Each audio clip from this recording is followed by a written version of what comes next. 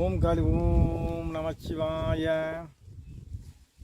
இப்போ இன்றைக்கி பார்க்குறது ஆன்மாவினுடைய நிலைகள். மனிதனுடைய ஆன்மா. இப்போ ஆன்மாவிலே பல விதமான ஆன்மாக்கள் இருக்குது. நிலை உயர்ந்த நிலை ஆன்மா அப்படிங்கிறது ஆன்மாவுடைய ஆயுள் காலம் அதிகமான ஆன்மா, ஆயுள் காலம் குறைவான ஆன்மா. அவங்க வாழக்கூடிய நாட்கள் அது ஆன்மாவுக்கு இன்று ஆதி அந்தமும் இல்லை. அதுக்கு முடிவோ ஆரம்பமோ ஈசன் இருந்தது.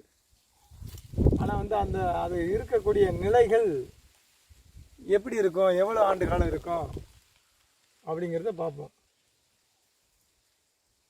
இப்போ ஆன்மாக்களில்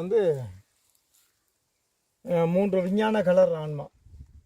விஞ்ஞான கலர் அப்படின்னா இது ஒரு மலை கட்டுடையவர்.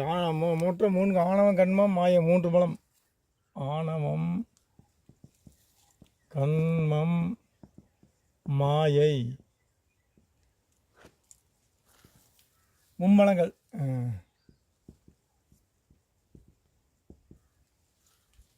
இப்போ இதில் விஞ்ஞான கலர் ஒரு மலை கட்டுடையவர். அது இந்த வகையை சேர்ந்த ஆன்மாக்கள் அவங்களுக்கு ஆணவம் முடிஞ்சிருக்க கண்மும் மாயும் இருக்காது. அதில் விடுதலை ஆனவங்க. இது பூமிக்கு அப்பாற்பட்ட உலகத்தில் இருக்குது. பூமிக்கு அப்பாற்பட்ட ஒரு உயர்ந்த உலகத்தில் இருக்குது, வேற்றுலகம். பூமிக்கு அப்பாற்பட்டதில் பல அண்டங்களை கடந்து இந்த உலகம் இருக்குது. அங்கே விஞ்ஞான கலர் வாழ்கிறாங்க. அங்கே என்னன்னா அவங்க ஆணவருக்கும் கண்ம மாயம் இருக்காது. அது ஒரு உயர்ந்த நிலை. இதை இவங்க இருக்கிறது அருவ நிலையில் இருப்பாங்க. அது தெய்வ சக்திகள்.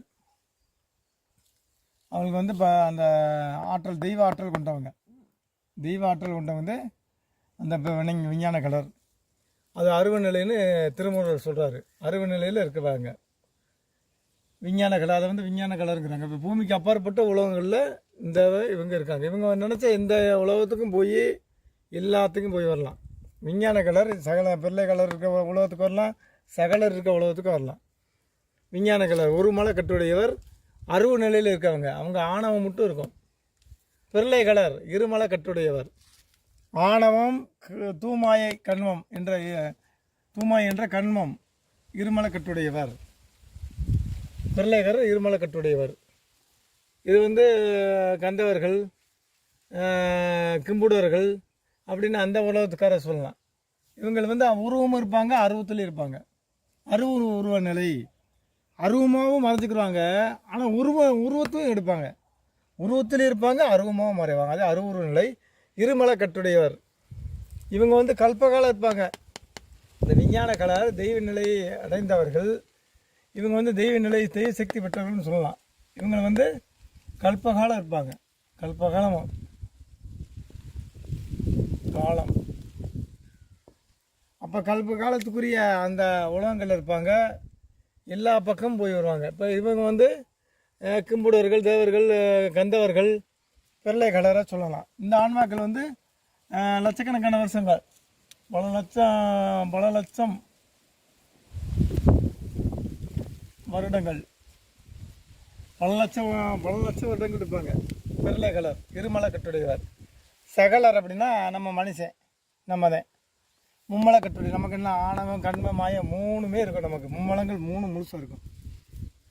இது நம்ம பல நூற்றாண்டுகள் இருப்பாங்க. நூற்றாண்டுகள் வரைக்கும். நூற்றாண்டு ஆயுள்.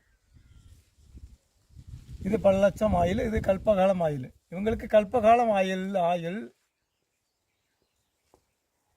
இந்த பிள்ளை கலருக்கு லட்சக்கணக்கான பல லட்சம் ஆயுசு இருக்கும். இப்போ சகல கலர்லாம் மனுஷனுடைய ஆன்மா. இது இன்னும் பல நூற்றாண்டுகள் தான் ஆயுள் இருக்கும். 100, 110, 120 அப்படின்னு இருக்கும். இப்போ 3 உலகத்துலேயும் இருக்கக்கூடிய ஆன்மாக்கள், 3 வகையான ஆன்மாக்கள். இந்த ஆன்மாக்கள் பெரிய உலகத்தில் இருக்கும். இது அதுக்கடுத்த மட்டமான உலகத்தில் இருக்குது. இது பூமியில் இருக்க உயிர்கள். பூமி மாதிரி அநேகம் பூமிகள் இருக்குது. அந்த உலகத்துலலாம் சகலர் இருப்பாங்க. இங்கே இவங்களுக்கு ஆயுள் கம்மி. இதைத்தான் திருமூலர் சொல்கிறாரு. ஆணவம் ஆகும் விஞ்ஞான கலருக்கு. விஞ்ஞான கலருக்கு அவர் தான் கேவலர்னு சொல்லுவாங்க. அவங்களுக்கு வந்து ஆணவங்கிற ஒரு மலை கொட்டதே இருக்கும். பேணிய மாயை பிரளய கலருக்கு, அது தூமாய் என்ற கண்மமும் ஆணவமும் என்ற 2 மலங்கள் பிரளய கலருக்கு இருக்கும். அடுத்து ஆணவம் மாயையும் கண்மமும் 3ம், அந்த ஆணவம் கண்மம் மாய 3மே காணும் ஜகலருக்கு காட்டும் மலங்களே. இந்த சகலருக்கு 3 மனங்களும் சேர்ந்து இருக்கும். இவங்க நூற்றாண்டு ஆயுளில் இருப்பாங்க. இப்போ திருமூலர் வந்து 3 வகையான ஆன்மாக்களை எழுதுகிறாரு. அருவ நிலையில் இருக்க ஆன்மா அது விஞ்ஞான கலர், உருவ நிலையில் இருக்க ஆன்மா பிரளய கலர், உருவ நிலையில் இருக்க ஆன்மா சகலர். நம்ம வந்து உருவத்தில் தான் இருப்போம், மண்டையை போட்டாதே அருவ நிலையாக இருப்போம். இந்த உருவ நிலையிலேருந்து நம்ம வாழ்கிறோம். இப்போ வந்து இந்த ஆன்மா வந்து வாழக்கூடிய நாட்கள், ஆன்மாவுக்கு அழிவில்லை, அது இருக்குது. இருந்தாலும் அந்த வாழக்கூடிய உலகங்களில் இவ்வளவு ஆயுளோடு இருந்து அவங்க சாவனம் செய்வாங்க, கல்ப காலம் இருப்பாங்க. இது பல கல்பங்களை பார்த்து அவங்க இருப்பாங்க விஞ்ஞான கலர். இது பல லட்சமான பூமியை பார்த்து அவங்க அழிவு கழிவு எல்லாம் பார்த்துருப்பாங்க பிரளய கலர். நம்ம நூற்றாண்டு காலம் இருப்போம். இப்போ இது என்ன செய்கிறாங்க, இந்த ஆணவம் கண்மம் மாயை இது 3 அற்றால் அது ஈசனிடம் அடையலாம். ஆணவம் கண்மம் மாயை 3 மலத்தையும் அறுத்தறித்தால் ஈசனை அடையலாம்.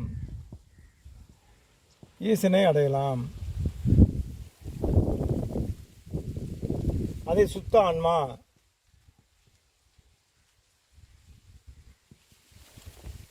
ஈசன் இது வந்து பரமேஸ்வரனுடைய ஐக்கியமாகலாம். இது எல்லாத்தையும் கட்டுப்படுத்தி நிற்கிறது. எல்லா ஆன்மாக்களும் அன்னை மனோன்மணிக்கும் தந்தை சதாசிவனுக்கும் கட்டுப்பட்டு இந்த எல்லா சகலம் எல்லா லோகத்தையும் இந்த 3 வகையான ஆன்மாக்கள் இருக்குது. பிரபஞ்சங்கும் அண்ட எங்கும் இந்த விஞ்ஞான கலர் பிரளய கலர் சகலர் என்ற ஆன்மாக்களே இந்த அண்டம் எங்கு வியாபித்திருக்கு. இந்த வகை அண்டம் எங்கு வியாபித்திருக்கக்கூடிய ஆன்மாவை கட்டுப்படுத்தி எல்லாத்தையும் இயங்க செய்வது மனோன்மணி, அன்னை மனோன்மணியும் தந்தை சதாசிவம் ஆகும். அவர்கள் கட்டுப்பட்டே இந்த எல்லா இதுவும் இயங்குகிறது. ஆணவம் கண்மம் மாயை 3ம் ஒழித்தால் ஈசனை அடையலாம். மதத்தை சித்தர்கள் அடைகிறார்கள். சித்தர்கள் வந்து மூலிகளையும் தன் தவசக்தியிலையும் ஆசி நிலையிலையும் இந்த மும்மலங்களை வென்று 2 மலங்களையும் வென்று பிரளய கலருக்கு தகுதியும் போவாங்க, விஞ்ஞான கலரடையும் தகுதிக்கு போவாங்க. அதுக்கு மிஞ்சி ஈசனை அடையும் நிலையையும் சித்தர்கள் அடைந்துள்ளார்கள். இந்த 3 மலத்தை வென்று முதல் பதவி அடைந்தவர்கள் சித்தர்கள். 3 மலத்தையும் வென்று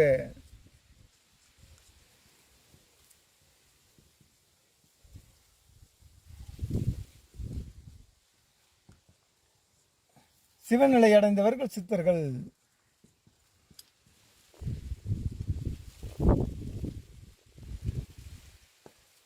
நம்ம ஆன்மாவை வந்து அந்த ஒவ்வொரு மலத்தவா கட்டவுத்து வந்தோம்னா இந்த நிலைக்கு போயிடலாம். ஆணவம் கண்மம் ஒவ்வொரு மலமாக கட்டவுத்து வந்தால் ஒவ்வொரு நிலையில் நம்ம ஆன்மா முன்னேறி போகும். அதைத்தான் 3 மலங்களை வென்று அந்த அடையும் நிலையை சொல்கிறாங்க.